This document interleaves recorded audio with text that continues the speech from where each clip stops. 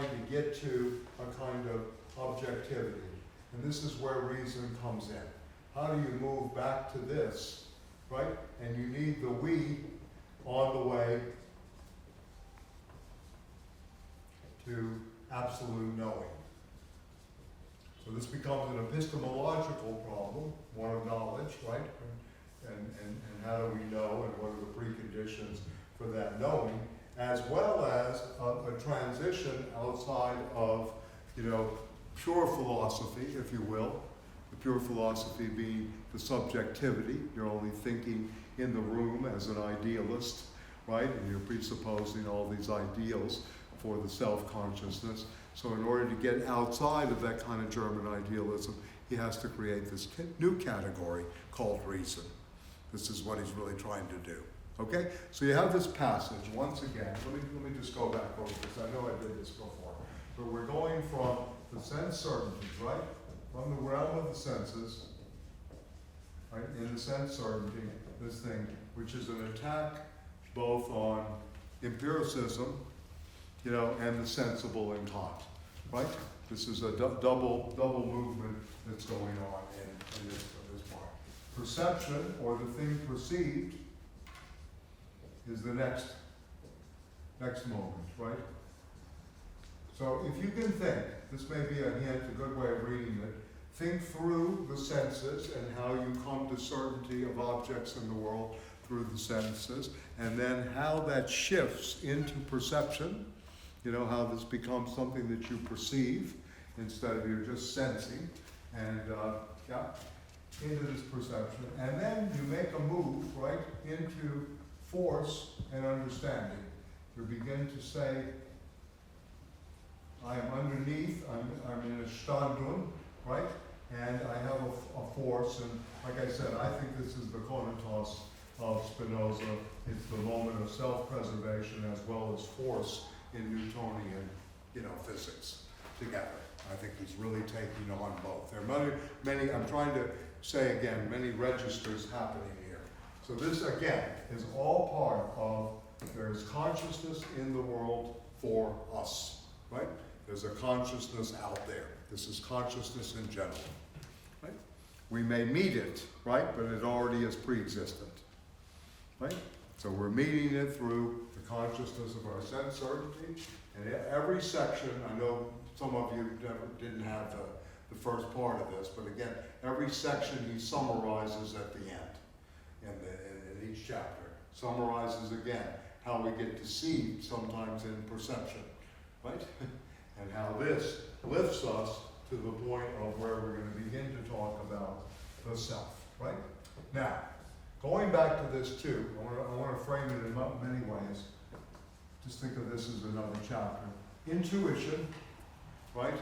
And reason is also playing out. The intuition is the German Romantic tradition, right?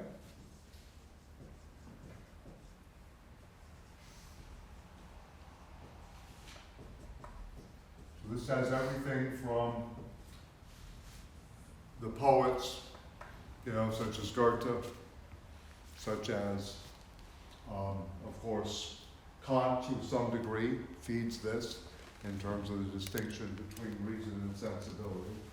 Hegel wants to overcome this through the use of reason. This, again, is something else. And remember, historically, the background is the French Revolution, right? It is, he's really reading here very actively what went on in France and trying to help Germany catch up. This is really what he's doing. So reason at one level is code for Robespierre, at one level. I'm not saying completely, right? There's a philosophical level, but the historical referent is basically Robespierre and absolute terror. This is why it's such a long section. This is why, again, he's picking up on the ethical order, and we're going to go over that too. I want to do that section carefully. But I want to mix too with the poetry and the literature of the period as well. So I thought next week we could read, since we're having real problems with the dictator, Mr. Trump, we could maybe read Rimbaud on democracy. But Bernie did okay, and I'm very happy. Yeah.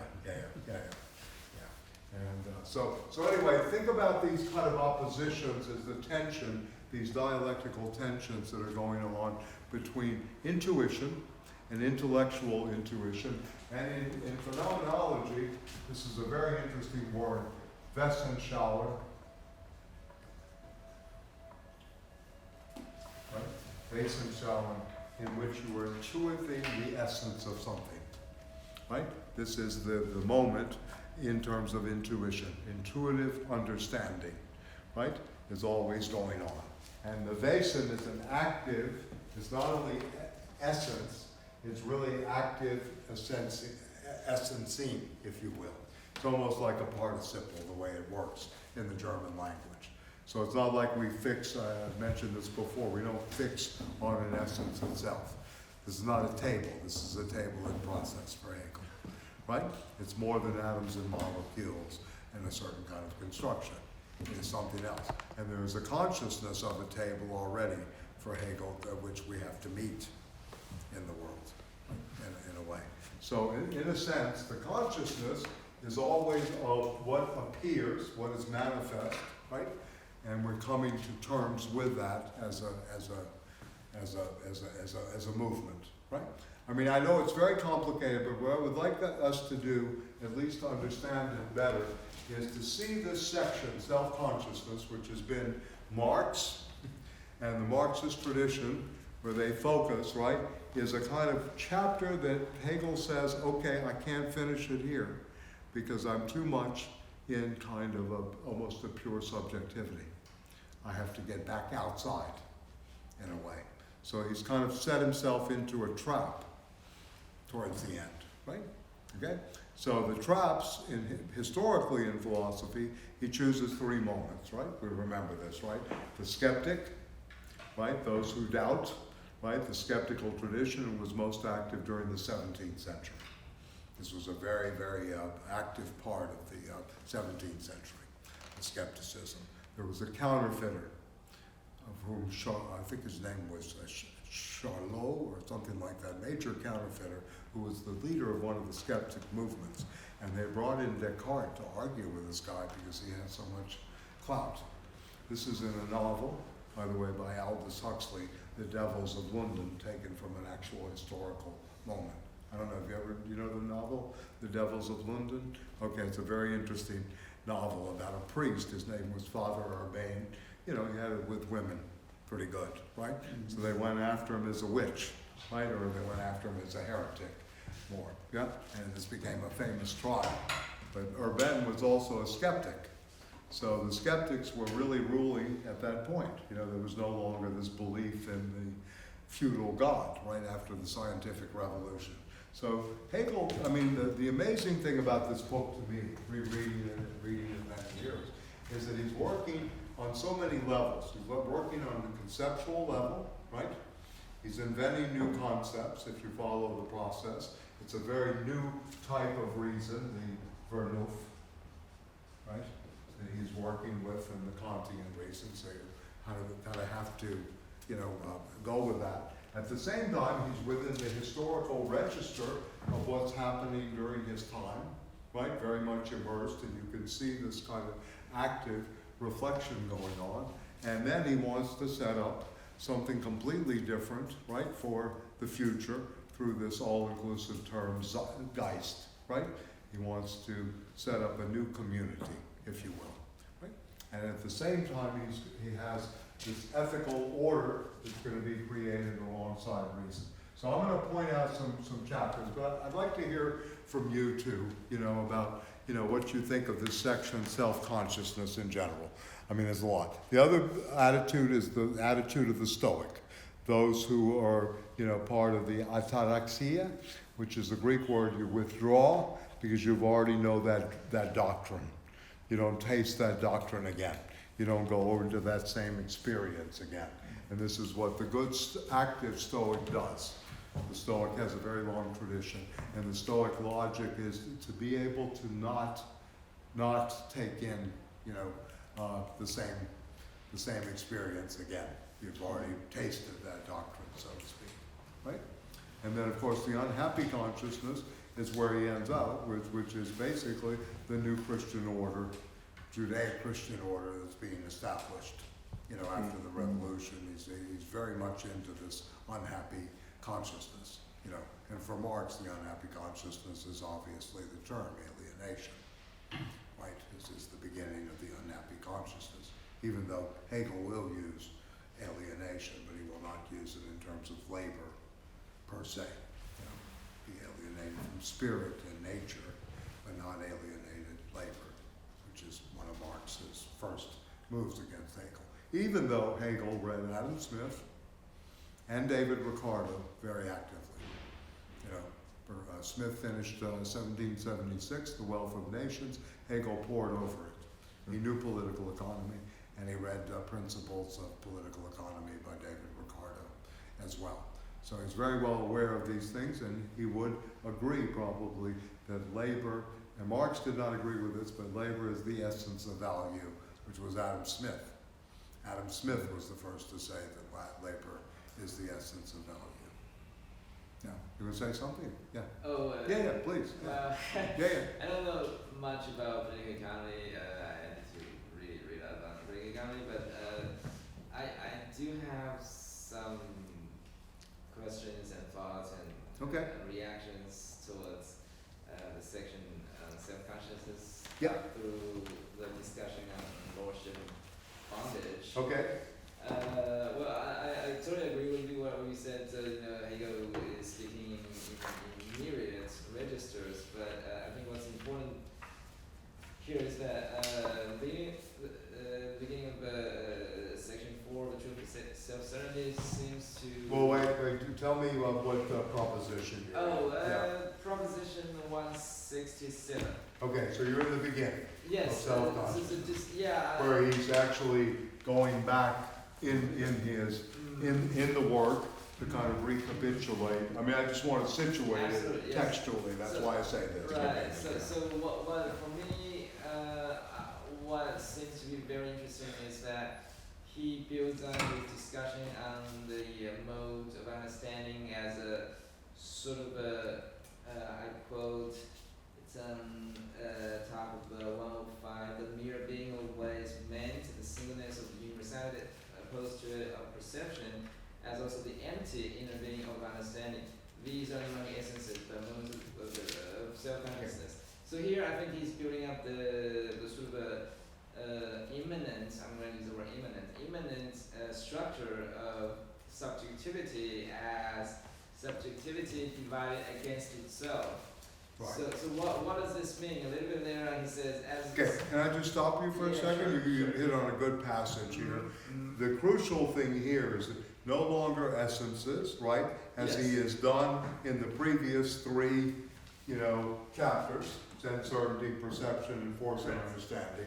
We are getting away from finding these essences, and now these are moments, right? There's a temporality in which we call these no longer essences, but moments of consciousness, right? This is very important to remember. The moment is there, right? So you're kind of like in a filmic sense where this film has been unraveled, right? yeah, think about it that way, though. I mean, it's a good way of thinking about it. You've unfolded all of this, right, into moments, right? Yeah, especially through understanding. But a film, no? the Okay. image is very strong. A film, is in a way, image on a film is, well, I'm thinking of moments in film. Okay. I mean, the moment itself, temporality in cinema as a moment, Like or a scene. you have a moment. Yeah, go ahead. Like a scene, is that Yeah, what you're saying? yeah, a kind of scene, but I mean, a moment in the scene. Yeah, Right. yeah.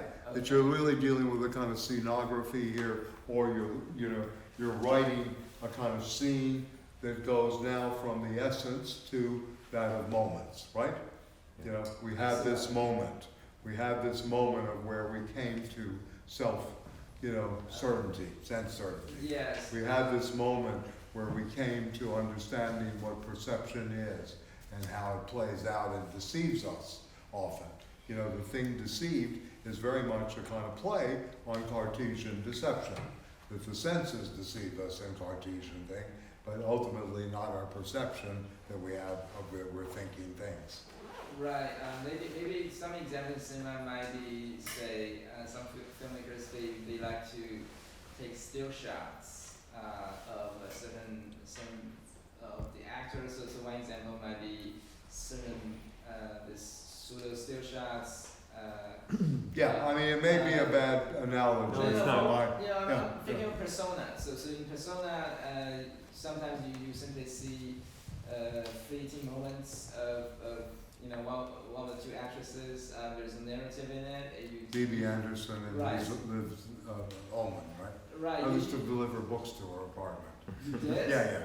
What? She was a big customer of a bookstore I worked Okay. in many moons So ago. I'm just thinking, in that film, there wouldn't be any. She would sort call of- in the order. Right, there wouldn't be any sort of meaningful narrative, but you simply see a fleeting very brief. Yeah, but what I'm really trying to do here is say that there are moments here versus that of essences. That's what I'm really Right. trying to. That's why I stopped you. The temporal You know, shift, yeah, that's yeah, what you're saying. Yeah, exactly. Something from abstraction to something that we can relate Exactly, to. that we can everyday relate to, and it's no longer, finding the essence of the thing perceived, or these kind of things, or the Yeah. essence of the things themselves, or the intuiting of the essences. Yeah. Right, either.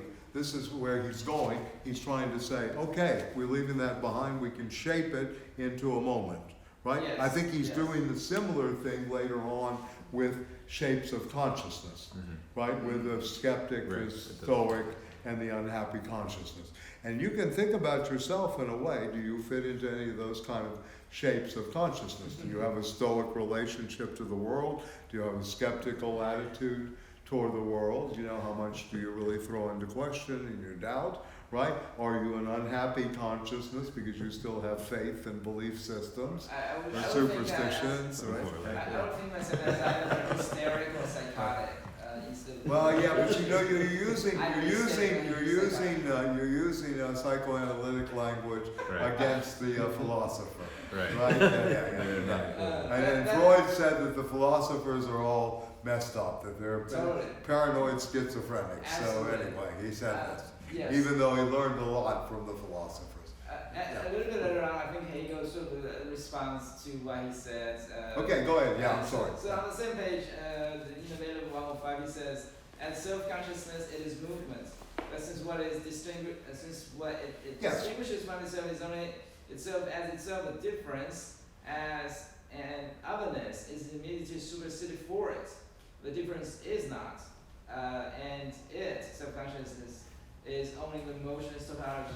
Yeah. And so on, so I think right here is basically summarizing what he said earlier, that Taking on ficta there. a difference as a form, difference as a form that has no content, and it's what he says is as a sort of otherness that immediately supersedes consciousness, and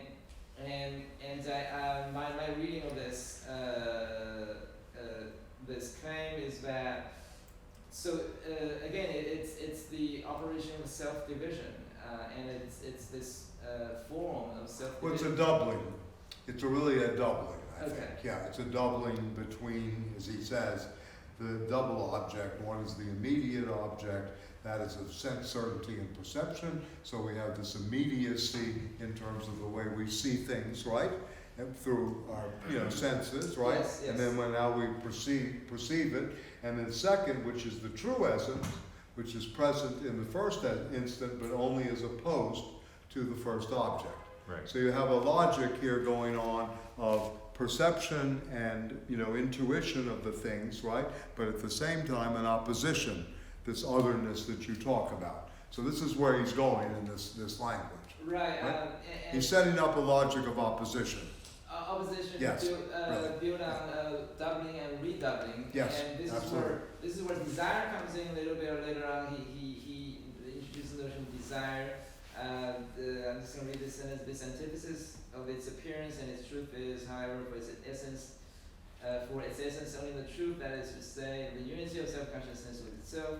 This unity must become essential to self-consciousness. Self-consciousness is desire in general. So desire, in a sense, is a redoubling of this self-consciousness as its mirror, as its sort of mirror image in a sense. And this is my reading. And I'm just guessing here. And because why I say this, because later, a little bit later on, when he discusses lordship and bondage, in a sense, lordship, the Lord has the sort of libidinal investiture in the slave, because what the Lord does is to redouble his self movement onto the slave. The slave, in a way, he transfers or displaces Well, it's a double displacement. I'd be careful here. self-negation. It's not only the master that's displacing, it's also the slave. The slave In the maybe is displaced relationship, more. in a sense. And the slave is actually displacing more in a certain way because there's an interiorization of the master and how do I get over on the master. And it becomes a level of this kind of new consciousness stuff. Right. Now, if you read, for example, I'll give you a literary example, the Frederick Douglass. If you read Frederick Douglass, how he learns how to read, right, through the white woman, right? And she shows him how to read, and then he's doubling what she's doing. There's a mimetic, moment going on constantly, but then he goes way beyond her. So that's when the breakage of having, again, the woman of the house, right, of the slave master, right, or the slave owner, is now being overcome, superseded by the slave Douglass, who becomes a free man through both reading and practice. I Yeah. see, yes. Yeah. So I mean, these are good historical examples, Right. especially Douglass, Harriet Tubman, many of the literature around the slave, narratives and overcoming. Yes. Well, to supplement what you just said, Yeah, yes, sure. it is a redoubling, but I would say this redoubling is not reciprocal. Instead, the self movement of the slave, in a sense, generalizes this self-negating this sort of this movement of negation, simply put. What the slave does, I think it was a little bit later on. What the slave does, the slave works on the object that sort of negates his independence.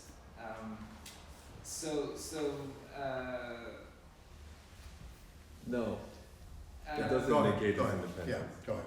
It's the slave is the only one who can have independence ultimately. The slave is the one Who is who dependent and is fighting for independence. right, Sorry, go and ahead. only in overcoming the dependence does he achieve self-consciousness. There's no real struggle in the master, Right. in a way. The master needs the slave for recognition, right? Mhm. But there's no real struggle going on.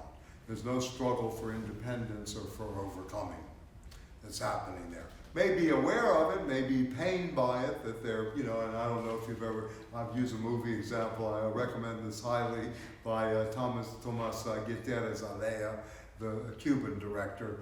It's called The Last Supper. And I don't know if anybody's seen it, but the master of the plantation invites the slaves on Easter, Oh, I on see. Good Friday, in to have a meal with him. And the leader of the slave rebellion puts the master to sleep and starts to lead a rebellion. But the main thing he does is he talks about the masks of history and the masks of dependence, and how in the beginning truth was really a lie, to the slave. And he goes through all of this, and then the struggle happens. The master's reaction is not to struggle at all for his independence again. It's to put down the slave revolt. That's all. That's Exactly. it. And for Hegel, this is it's a very interesting distinction Mhm. that the slave is the one that's in the process of Well, I don't think Okay. what I meant by non-reciprocal is actually what is. Well, no, of course it's an asymmetrical relationship That's what I in meant. many ways. Yes, of course. Of course. I mean, the master signifier, as you know, for Lacan and the other side of psychoanalysis is capitalism. It's about the fifth discourse is capitalism. It's the discourse of capital, right? It's no longer the distinction. Jacques Lacan did something interesting vis-a-vis Hegel, where he set up the four discourses. And one discourse is between the university and science, right? The other discourse is between the analysand, the person in therapy, and the analyst. And he looked at these discourses and how they crossed each other, but he read everything in terms of these four discourses. After May of '68, he came up with the fifth discourse, or the master discourse, which really was capitalism, right? The master signifier was capital, right? This is where he went with this. So in a way, capital doesn't have the struggle, right?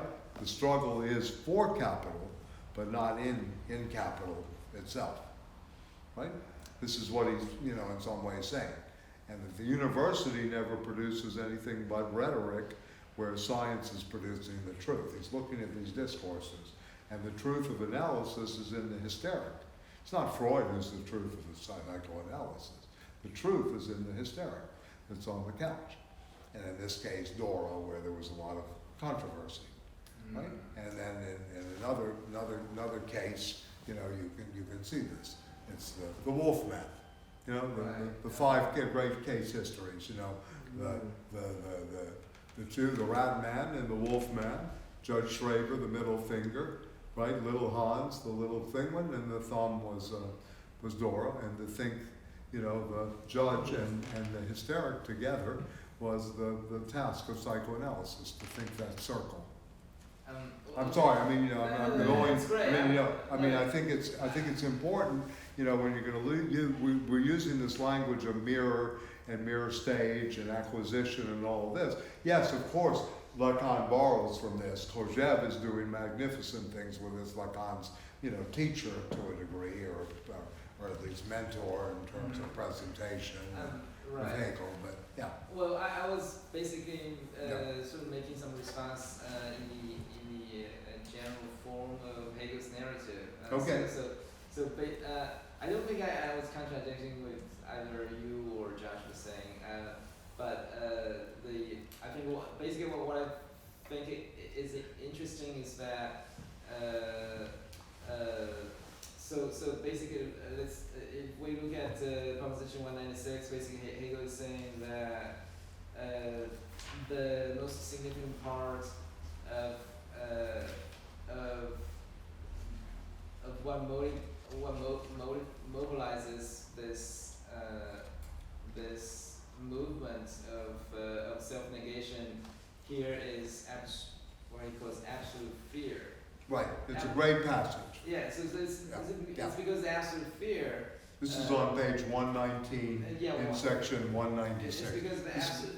It's because the absolute fear that necessitates that conditions the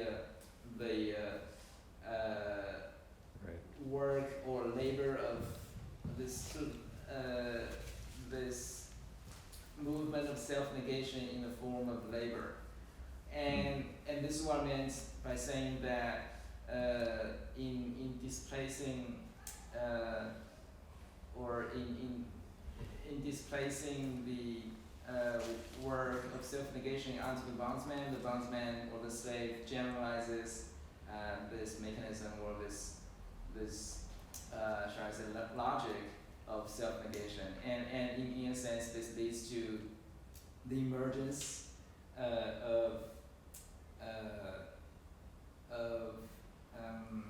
self-consciousness as what later in 197 Hegel characterizes as a sort of universalized, generalized form in the shape of the thought. I think the passage you read is crucial in the sense of the risk is the risk towards death.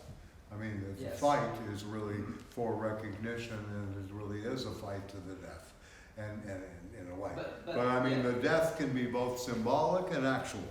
In Toussaint's case, in Haiti, it was a fight in which took the form of armed rebellion, We see this in, the fight in Cuba. We admire Castro and Che in the hills, and, we admire, what happened with the ANC and Mandela. We have these moments in history of where that's overcome in the armed struggle. The Viet Cong, for example, with General Giap and, et cetera. So on the one hand, we have this very especially in the colonial moment, right? Especially in the colonial. We have this very visceral struggle and the threat of death, and on the other hand, we have this asymmetric and disparate dimension of thought. Look, if you want to think of this historically post-1960s in some senses and early 70s, you begin to see the displacement of black, possible armed rebellion, right, in a sense, the destruction. You see the concrete things in the United States, the destruction of the Black Panther Party, both internally and externally, right, and tremendous infiltration and subversion. It had muscle, it had mind, and it had arms, right? All in one. And it had, some moxie, some real charisma as well. And it had fashion behind it as well, in a sense. The leather jackets, the berets, all these things played out in terms of symbolic energy and revolutionary energy. This was put down, right? This is displaced in a way by Tommy, by the sports narrative, by TV programs like The Jeffersons. It becomes bourgeoisified. If you really think about it, think about the 70s and what came in against this kind of treatment and these kind of figures, right? Yeah. So you're suggesting the TV? Well, I'm suggesting that the struggle for the risk, right, for independence, became waylaid, right, into join the system, right, take advantage of it, right, etc., as much as you can, get your piece of the pie, so to speak, and this was the new way of, codifying a potentially revolutionary class. Is that Stoic? Because the revolution won't be televised. It will not be televised. Yeah. So you're saying the TV culture was... Well, part of the TV culture, but also what happened with the creation of, I've studied this actively, and I'm actually teaching this in a course on sports. Rune Arledge, ABC's Wild World of Sports, and all these people, they created a whole new narrative, the athlete as, not only superstar, but as millionaire, as, and you have to think about this too. In athletics, you had something called free agency, which took away the slave ownership of players that you had to stay at a certain club. The Kurt Flood case is the major case in this, where he dared to file a lawsuit. And a labor lawyer used to be a steel lawyer. Actually, labor lawyer Marvin Miller was the lawyer in this case. And made his reputation as a great union person. So what I'm saying is that I think what we have to do here is separate out interiorization, which you use as displacement. There is obviously displacement going on. There always is, this Entstellung, where you go from one constellation to another, and separate out this from, again, the immediate struggle that is happening too. Separate this out from interiorization, because what happens is the slave begins to interiorize the master. And that can be a passive interiorization or an active interiorization. And this is what's created. And this was always the problem with the double, or thinking in terms of the doppelganger, because you're doubling the system ultimately. You're already trapped in this double bind that you're going to be just like the system, even though you're against it, right? Even though you're in a dialectical opposition, you become redoubled into the system. And Hegel really is the philosopher of the bourgeois revolution. He is. In a way, he really is the philosopher, and also subversively of the possibility of a proletarian possibility. I add, not the description of the proletarian revolution through his work on But what about Proposition 188, where he explicitly discusses the notion of death? If I may quote briefly. Okay, this. So death certainly shows that each stake is life and having no account, both Right. in himself and in the other, and that is not for those who survive this struggle.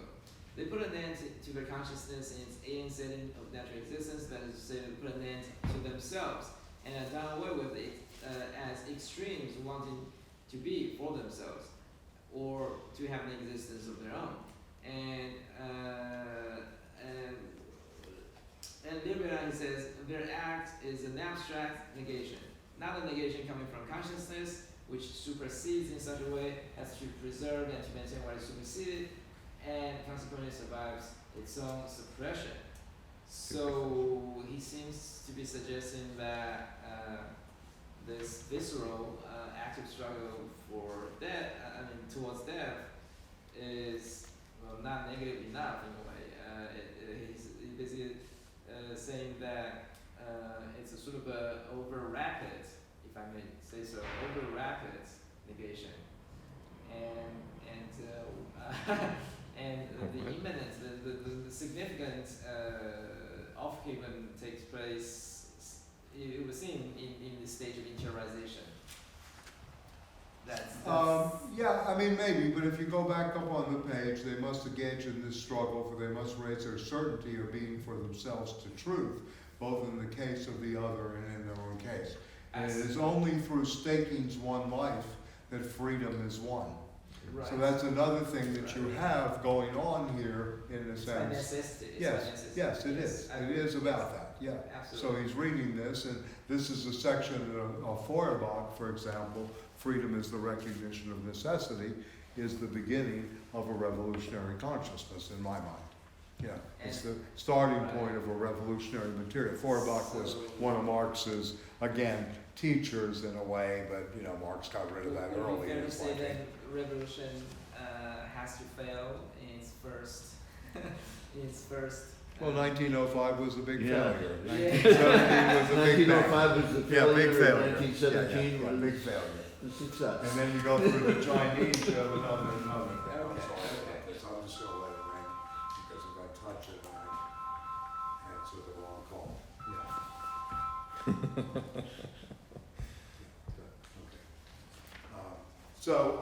Yeah, no, it's good in a way. I mean, I'm at this, before we did, I think last semester, we did this, 189 proposition is about the Lord and the Bondsman. The Lord achieves his recognition through another consciousness. The Lord does not exist, or the Master does not exist without the slave. It goes without saying. This is a dialectical opposition that goes through history. And Hegel is using the language of feudalism here. It's lordship and bondage. It's the Knechtschaft alongside Herrschaft that's happening here. And he's using this to actually destroy feudal society as well, which is what, in a way, happens in the French Revolution. You begin to wipe away that feudal moment, right? Yeah. So he's very well aware of this. Yeah, I think. Yeah. Yes. Yeah. Yeah. So it's important to. Yeah. That's an important distinction because Yeah, yeah. the history plays such a crucial point to Absolutely. about this Yeah, book yeah. and all the other ones. Yeah, absolutely. Yeah. I didn't think about it that way. Yeah, absolutely.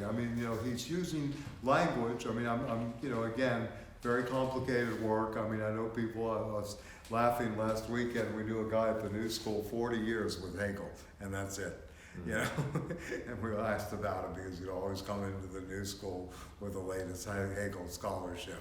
Very, very funny in a way. But there are people that devote their whole lives to just studying this one philosopher. It's and for Heidegger, for Derrida, for Althusser, for all of these people, this is the touchstone. This is the end of philosophy, right? In many ways, this is the end of philosophy as we've known it. And then of course you have the masters of suspicion, such as Marx, right?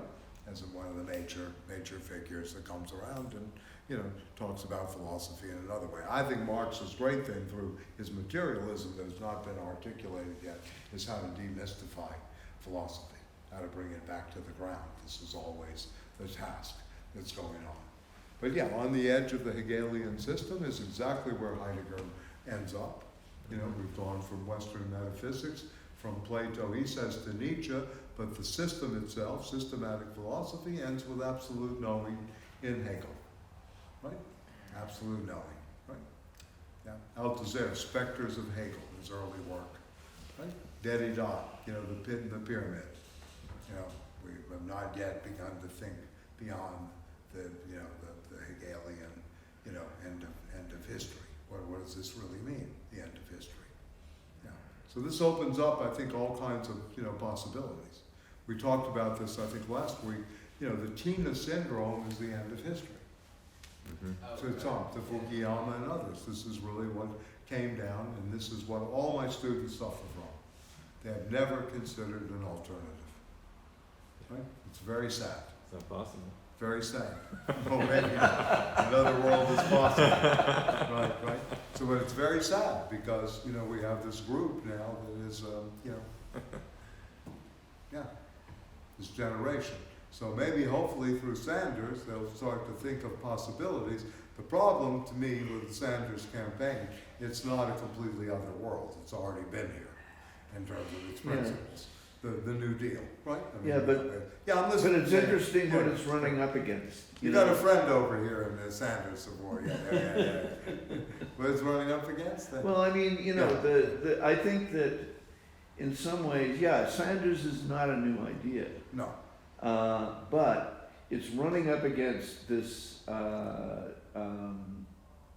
negation of that. It's running up against there is no alternative. Right, it is running. And it's the first kind of like and we'll that throw a little brick right. at them and try to shatter a little bit of this house of cards that's been built out of glass and derivatives. Right? I mean, that's not a bad way of looking at it. But And that may create something different. Yeah, no, that's the hope. That was the hope in the 60s, if you remember, with Eugene McCarthy.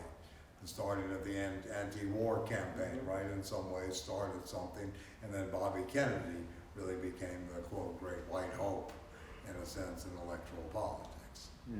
Yeah, no, I'm just saying that, no, I'm not supporting that. I mean, I voted CP, in all those moments, anyway. That was the year of the Peace and Freedom Party, 68. Lou Alcindor was actually, I think, part of the Peace and Freedom Party. Right. The basketball player, Kareem We have a Abdul-Jabbar. different condition now than in the 60s. Globally, we now live in a system that capitalism is all there is. We don't live in a world where we kind of see I understand.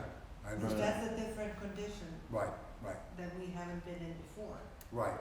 However, for Hegel, this is very reductionistic kind of thinking. That capitalist triumphalism is not the way it should be. Right? This is not the end of history. It's not the end of history, but in Marx, it's that capitalism has to run its course and come to the end, right? It has to face its end for it to be over. Well, it needs to be pushed to its end. I don't buy this thing that ultimately the contradictions will, collapse the system. No. I have a lot of friends that think that.